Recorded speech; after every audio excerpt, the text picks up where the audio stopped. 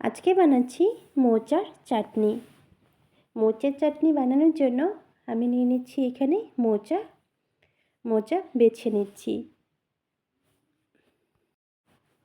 আপনারা কিন্তু আবার হাসবেন না, আমি যে বলছি মোচা বেছে নিচ্ছি, হ্যাঁ, মোচার মাঝখানে একটা ডান্টি থাকে, এটা বেছে নিতে হয়।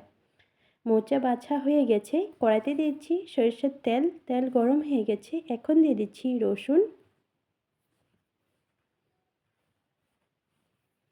রসুনগুলো সামান্য একটু ভেজে নিচ্ছি।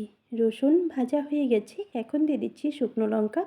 রসুন শুকনো লঙ্কা আবারও কিছুক্ষণ ভেজে নিচ্ছি, এখন দিয়ে দিচ্ছি বেছে রাখা মোচা। শুকনো লঙ্কা রসুন মোচা একসাথে খুব ভালো করে ভেজে নিচ্ছি, এখন দিয়ে দিচ্ছি পেঁয়াজ বাটা।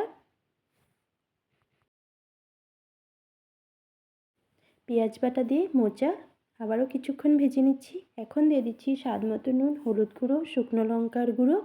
মশলার সাথে মোচা খুব ভালো করে ভেজে নিচ্ছি। মশলার সাথে মোচা খুব ভালো করে ভাজা হয়ে গেছে, এখন নামিয়ে নিচ্ছি। এখন বেটে নিচ্ছি। মোচা বাটা হয়ে গেছে, কড়াইতে দিচ্ছি সরিষার তেল, তেল গরম হয়ে গেছে, বেটে রাখা মোচাগুলো দিয়ে দিচ্ছি। ততক্ষণ ভাজতে হবে যতক্ষণ না মোচার থেকে জল শুকিয়ে যায়। দিয়ে দিচ্ছি সামান্য একটু চিনি।